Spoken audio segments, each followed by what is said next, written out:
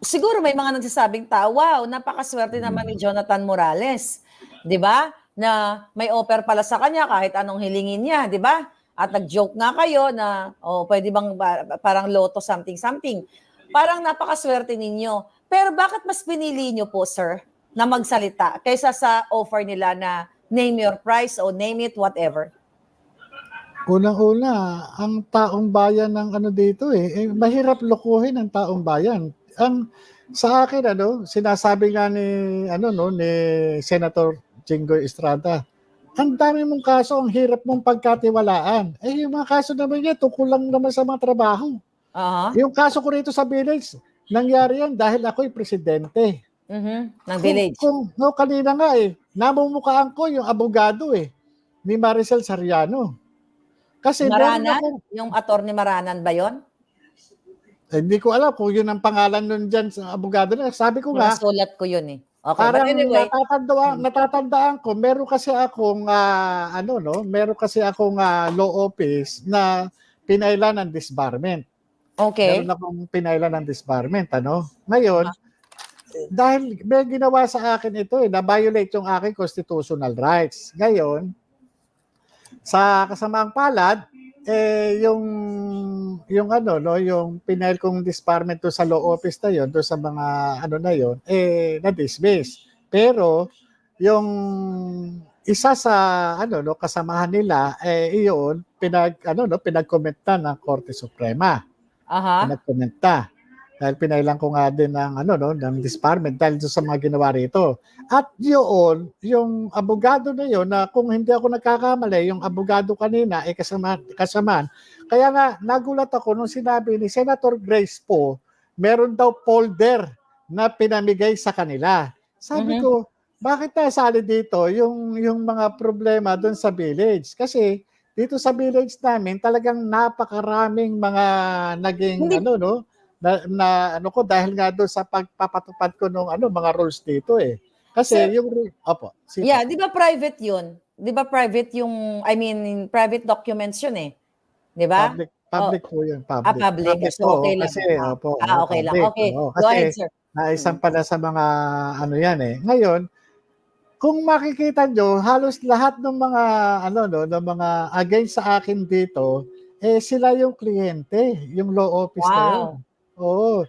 Kaya nga sabi ko, parang kilala ko tong babae na to. Hindi lang ako sigurado Pero kung yun nga ang pangalan yun, ito yung isa doon sa mga kinasuhan ko dahil nga na-violate yung aking constitutional right. Sa akin, bilang bilang isang tao hindi naman din ako papayag na kung maaargabyado ko, hindi naman din ako papayag na hindi magsampa ng kaso. Kasi ginagawa sa akin yan ginagawa hindi pa pwedeng hindi ako magsasampa ng kaso para naman maalagaan ko yung aking karapatan bilang tao at ginagarantiyan naman ng konstitusyon yan. Sir, alam nyo, majority naman ng taong bayan, alam nila na ang nangyari doon sa Senate hearing is more on character assassination at para durugin kayo. Ano naman po, bukas ang isipan ng taong bayan at majority ay umaayon sa inyo. Pero nung narinig ba ninyo doon sa usapan, habang yung kaibigan nyo, kakilala nyo na pumunta sa bahay ninyo, na may ka-three-way siya, naka-video call, na sinasabi, di ba, tutulungan ka na lang, name your price or kung anong gusto mo, tapos nabanggit ang pangalan ng First Lady, Lisa Araneta Marcos. Okay, ang tawag ko nga po dyan ay First Kidnapper. But anyway, so, nung narinig nyo po yon na pangalan ni Lisa Araneta Marcos, na siya ang mastermind o nag-uutos na kayo ay bayaran, that moment, dalhin mo kami sa panahon na yon. Ano yung pumasok sa isip ninyo at sa puso ninyo? Ganito na ba talaga sila ka-apektado? Kasi kung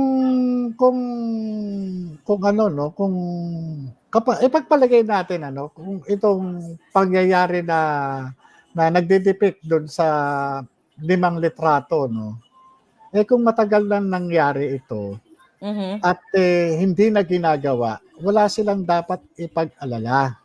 Kasi pagpalagay natin, dati na yan dala ng kahinaan ko yan, dala ng kahinaan ng aking pagpapasya. at ako inaamin ko, nalulung ako diyan kung ganun yung sinasabi. Ang Yes. taong bayan naman mapagpatawad eh. Basta mapatunayan lang na hindi mo na ginagawa uli. Hindi po ba? Yeah, Kung yeah. kung nga yung mga nahalal ng bayan na na-convict ng That's true. bribery, tinanggap ng taong bayan, yan pa. Ang Pilipino mapagpatawad naman. Mapagpatawad. Ngayon, kung yan talagang hindi na ginagawa, walang dapat ayusin, walang dapat aregluhin. Yes, sir. Wala pong So, dapat aregluhin. Kasi unang-una, makakasuhan ka pa ba? Hindi ka na makakasuhan dyan sa kung ano man nagawa mo nung nakaraan, hindi ka makakasuhan. Unang-una, gaano ka nakakasiguro at mapapatunayan mo na talagang illegal na droga yung sinisinghot ng mga panahon na yun. kaya nga. Di ho ba? Hindi rin eh. Di ho ba? Ang ano lang naman po dito is yung mapatunayan na malinis. Kaya ang tanong ko, bakit kinakailangan magkaroon ng ayusan?